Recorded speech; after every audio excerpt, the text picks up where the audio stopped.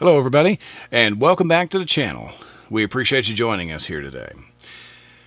Well, we've had some viewer requests to talk about this pistol here, the Glock 44 22 long rifle.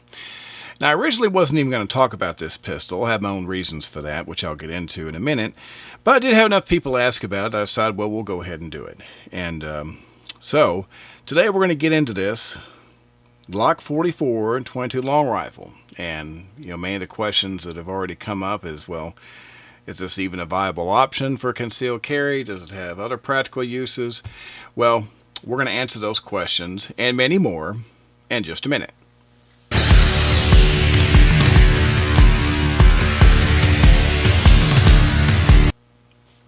All right, once again, welcome back. We appreciate you joining us here today.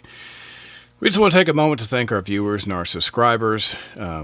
Everyone's been very active in the comments section and helping with both new and old shooters alike, exchanging information to make everybody a little bit safer, and that's how this whole thing works, and so we do appreciate it. If you've been watching the videos, or if you're new to the channel and you haven't had a chance to subscribe, if you could just locate that little subscribe button down there in the lower right hand corner of your screen and give that a smash, that would be awesome. If you're on a mobile device, you can just scroll down below the video, hit subscribe, and hit the bell icon. It'll let you know when we do something new. It helps us out a lot, and we do really appreciate it. So, Glock 44. So, Glock finally gave us a 22 long rifle pistol. And the question is, well, what do we do with it? This channel, obviously, we're focused on concealed carry.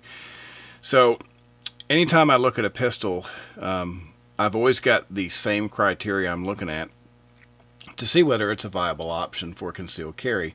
And this is going to be no exception. I'm going to thank our friends over at Don's Weaponry for providing us this beautiful example of the Glock 44 to use for our review. And we always appreciate their support. So, as always, we always start off with a little size comparison here. So we're going to lay our 44 down, and we're going to compare it to something that it has an uncanny match to, and that is the Glock 19. There you are.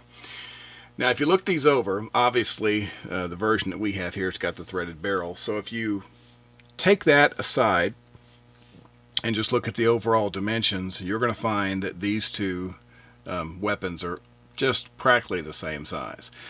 And as far as I can tell, the frame, if it's not the same frame, it's got to be close. And in my mind, it almost has to be the same one. But it's extremely close. And there are some advantages to that, which we'll talk about here in a minute when we get into the features. But when you kind of look them over here, you can see going down the top, they are relatively identical. Same thing, looking at them from the back. Everything is pretty much the same as far as size. And once again, there'll be some advantages to that as far as how the size compares when we talk about the features. So let's go ahead and do that. Let's talk about the features. Well, it's a Glock, so I can tell you right up front that it's going to have some very similar and familiar characteristics with other Glocks that we've talked about. But let's go ahead and try to touch on some of the stuff that's unique. First thing, of course, let's talk about capacity. Let's show everybody that we are clear. You can see daylight through there, and you can see your reflection off of your little barrel down in there. So you can see that we're clear. And you can look and see that this is a 10-round magazine. And I know what you might be thinking, and I've already had some people ask me this outside of the video production process, which is, why is there only 10 rounds in there? You have this, this big magazine. I mean, my goodness, we've got a Glock 19 here. The magazines are the same size, they're the same size. They'll actually fit the same mag well. You've got a 15-round magazine, for 9mm, but you've only got a 10-round magazine for a 22. Well, what gives? Well, let me try and explain as best I can. Now, I own some other 22 long rifle pistols. And I've seen a similar trend in the other pistols. A good example, I've got a Sig Sauer 1911 22. And it has a single stack 10 round magazine that is a very similar format. They're thinner, but they have a spring. They have the little assist here you pull down when you load. And it's a very similar format. But what happens is, because you're using rimfire ammunition here, you have the lip here, you have the rim, and when you stack these into your magazine, what happens is that unlike a traditional magazine with semi-auto ammunition, the angle of the stack will remain consistent inside a normal magazine. That's not going to happen in here. Because of the rim, you'll get some variances in how these stack. And so 10 rounds seems to be a more or less, for lack of a better word, like a standardized capacity that a lot of these 22s have gone with as far as reliability. So that seems to be what's been going on and why they're doing that. Because yes, obviously there's room for a lot more ammo, but it's essentially a single stack 22 inside this wide body of a magazine that would normally be a double stack. So that's what's going on there. So looking at the grip, this is based off the Gen 5, so you have the flat front here. Of course, you can change out the back straps just like with any Glock of this series. You do have the accessory rail, so if you want to put your light or a light laser combo, if you like that kind of thing, you can do that with this as well. The trigger, we'll talk about more of that at the range, but the trigger is the exact same trigger that is on the Glock 19. It shoots the same, it feels the same, everything is identical. One thing I will show you here is the sights.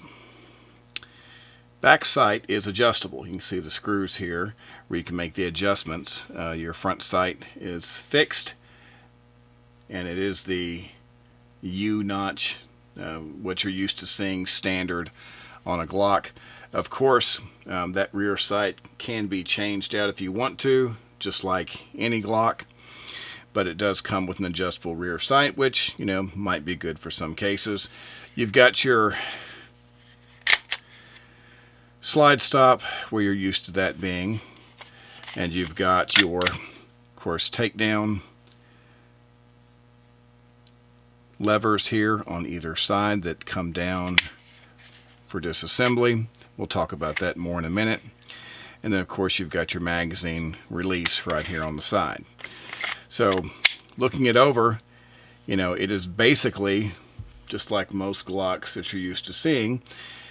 And it has the same basic feature set of any Glock that you're used to seeing. Of course, we always like to get into the basic cleaning and maintenance. Not going to go into too much detail on this just because it's a Glock, and of course all Glocks are going to be the same. But we'll go ahead and inject our magazine here and let you look and see that we're clear, just like we always do. Nice and safe is the way to go. And of course, like any Glock, you do have your two little notches here on the sides you pull down, and then you just push the assembly right off. And of course, guys, it's going to be like anything else from this point down, your spring and your rod and all that. I just wanted you to look at it. It is a little bit odd the way they have this made, because you do have a different combination of materials in here. You can see the metal versus the polymer on the slide, and that is a little bit different than a typical Glock. But as far as the assembly and disassembly, of course, they are exactly the same. So you put that back on, of course, you function check, and then you're good to go. So it's exactly what you're used to, nothing different on this. So let's talk about the range.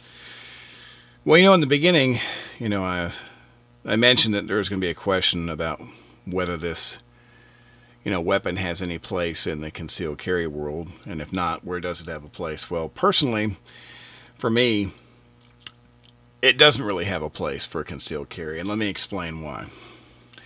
Well, I don't have anything against 22s. Once again, there are some 22s that I'm going to be featuring. and some other videos we're going to talk about that I think are good choices, because they better fit my definition of a concealed carry weapon. This, the obvious question you got to ask yourself is, why would you carry a .22 caliber pistol that holds 10 rounds of ammunition when you can carry a 9mm pistol that carries 15 plus 1? Why would you even bother with one over the other when they're the same size? For me, that's pretty simple, and I simply wouldn't. Now, so where does this make sense? Where does the 44 make sense? Well, I'll tell you where it makes sense.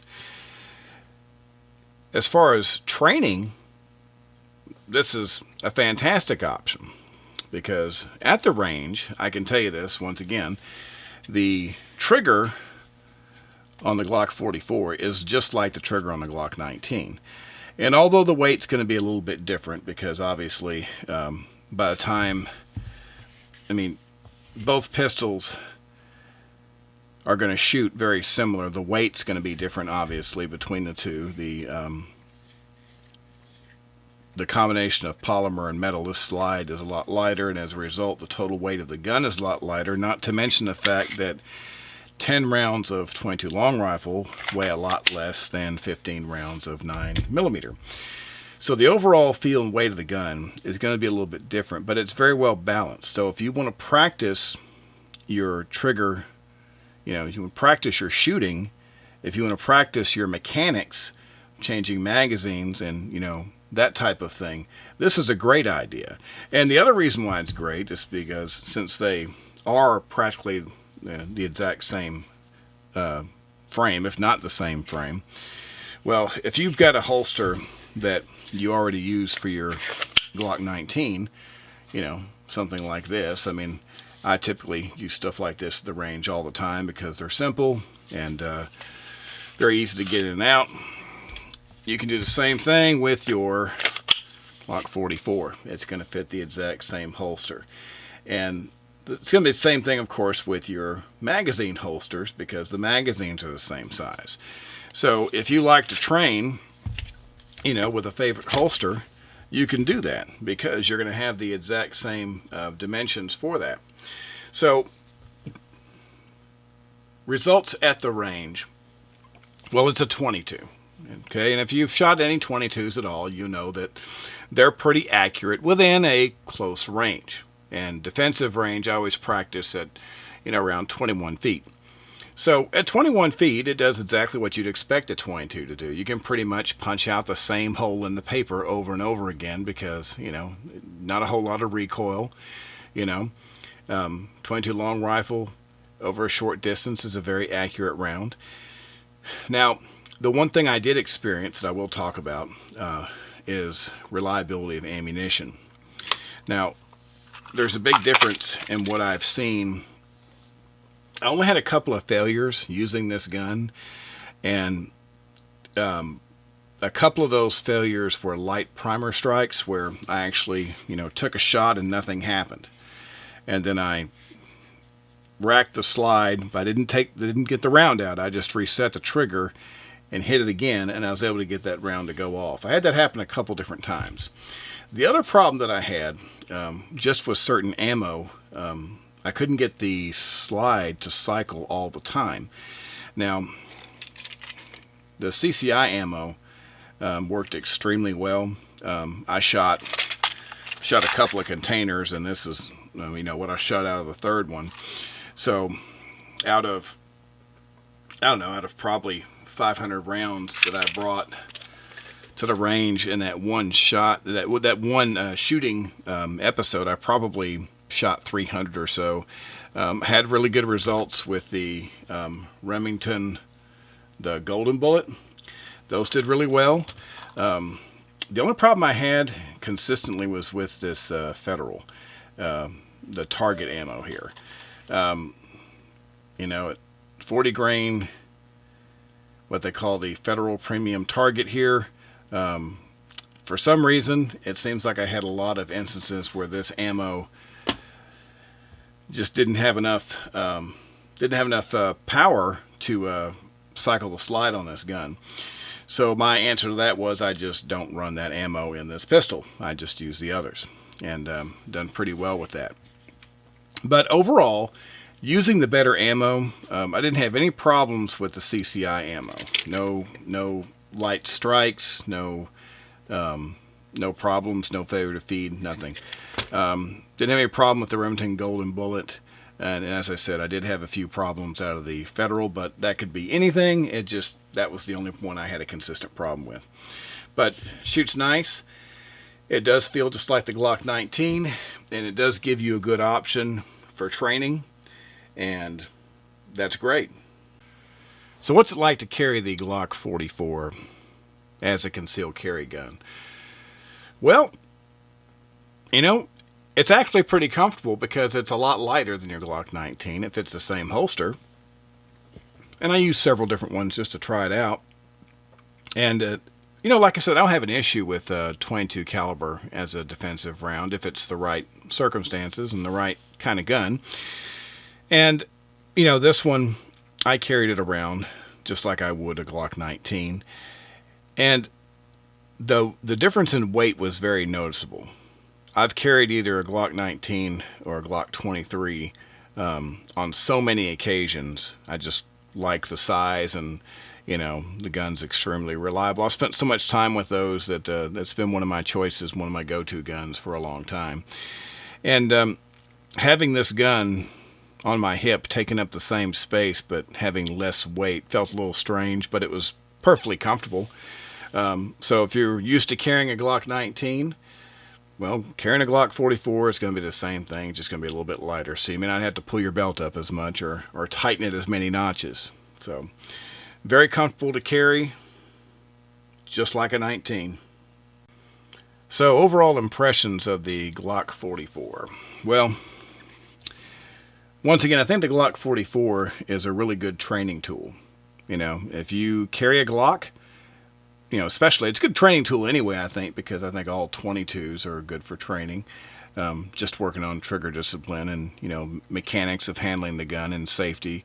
But if you're a person who carries a Glock on a regular basis, especially if it's a Glock 19 or a Glock 23, well, you're talking the exact same size gun, same trigger, The only real difference, of course, is you got fewer rounds and the gun's going to be lighter because it is lighter overall. So it's going to behave just a little bit different.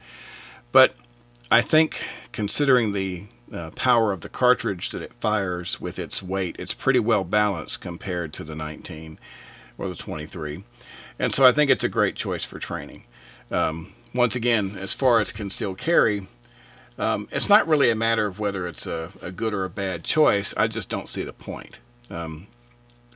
If I'm going to carry something in 22, I've got too many options that are small that, will do the job. Why carry something this size when I can carry something that size that's 15 plus 1 of 9mm? If I'm going to carry that frame anyway, I feel like it makes more sense to carry the more powerful round and more of them. But that's just me.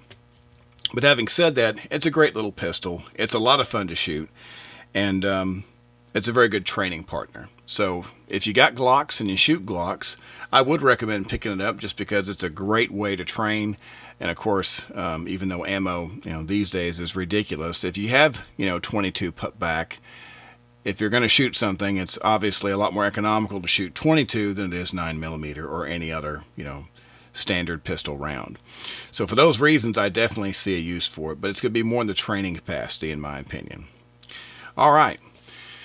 Well, I think that's going to do it. We really appreciate you joining us today. Like I say, we had some people ask about this. I wanted to go ahead and work it in. We're going to continue to look at some other 22 options here very soon and show you some that I think are a better fit. But we appreciate you watching today. We're going to be back very soon with another video for you. So until that time, of course, be safe. We appreciate it, and we'll be back soon. Thanks a lot.